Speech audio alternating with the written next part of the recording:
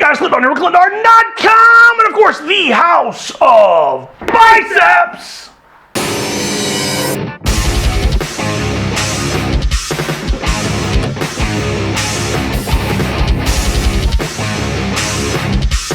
All right, here I'm at the house of biceps coming to you with the 411. Man, I hope that didn't sound really stupid. I mean, more stupid than normal. I've had a couple questions come in lately about training the axle clean and press for strongman. And I had a big question that entertained a few of my brain cells. Said, Clint, what are some of the most common mistakes when training the axle press for strongmen? Now, there are always technical mistakes that I pick out with everyone doing the axle clean and press. Man, I can pick out a ton of mistakes that I do myself. But one of the big things that I see people trying to clean the axle the same way that a weightlifter would. Now, the way a weightlifter will clean it, and your foot, my stance is wider than most weightlifters' stance on a clean. The bar is out in front. It's not against your shins. You're going to find a favorable foot position, and you have to keep your shoulders over the bar. In the weightlifting clean, the bar has the power. Your body moves around the bar in order to move the bar. The biggest part of all of it is what bends, what hinges.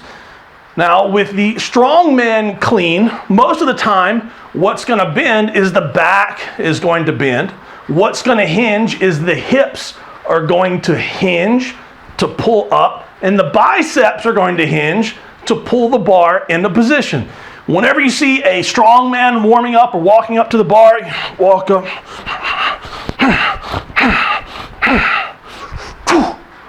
going through the motions. You never see a weightlifter do that. What you do see a weightlifter do when they walk up to the bar or when they're practicing their mental air cleans, they will get to the bar and they practice this position. What's bending here, the knees are extending up, pulling up here, and this is coming in. Now what's hinging all of that? That's the lats.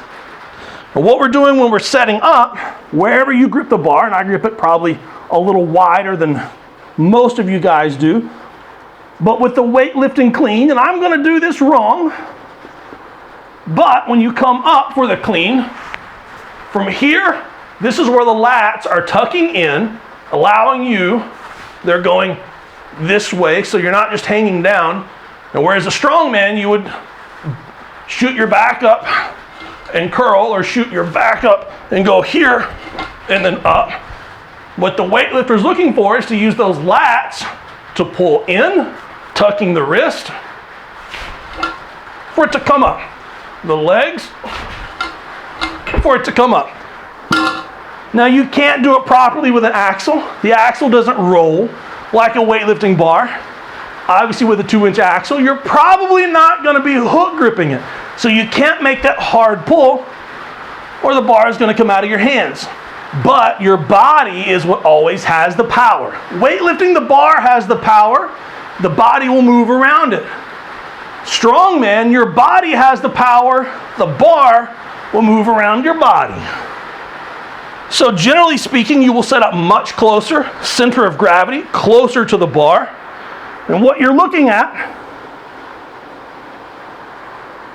is to be able to, most of the time what I see is people using their backs to come up, get into a deadlift position, weight on the heels, to get it to this position, weight on the heels. That's where this is. Everything from start to beginning is weight on the heels, just like a deadlift. And then curl, well from here, hold on, I'm doing it incorrectly. Curl here. The arms bent so early, and then from right here, weight on the heels, jump up and out, and that's your clean.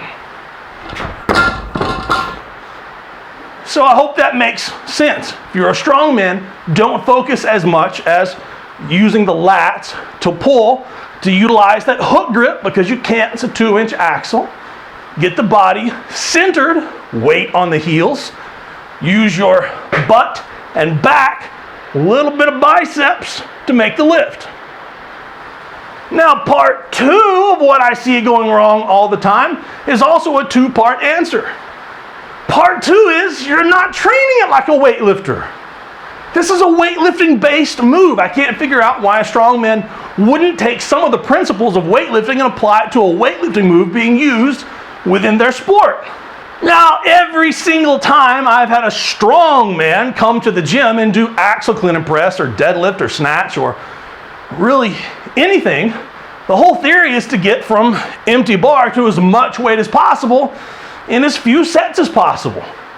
Whereas if you've ever trained with a weightlifter, they will add very small increments and work their way up. They will do a lot of work in either that 70 to 80% range, the 80 to 90% range, or the 90 to 95% range.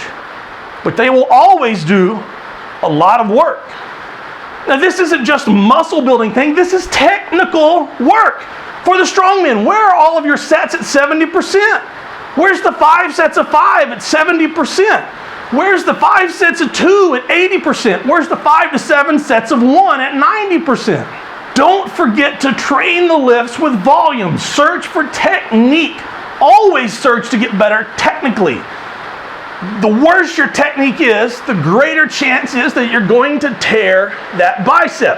And on that note, why not use a lot of those lighter sets or even a recovery day, an active recovery day, with something like this, very lightweight, and learn how to clean like a weightlifter.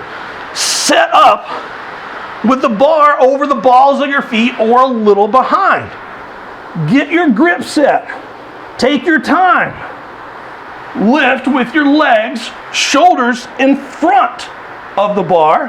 Come up, pull with the lats to scoop in, and catch. Learn how to use your lats on the clean instead of your biceps, which tend to tear a lot more often than your lats do, and learn that smooth motion of extending up and extending out. Do you want to do that in a competition? Probably not. If the weight is so light that you're doing that in competition, you've probably chose the competition very unwisely. But the most efficient and effective axle clean and jerk is somewhere between the extremes of the two. It's somewhere between the extreme strongman who's sitting back on his heels in a deadlift position the whole time, using their biceps to do this motion. I've done it myself a million times. And the weightlifter whose shoulders are way over the bar, looking to use the lats to keep the bars close to the body in a straight line from floor to overhead.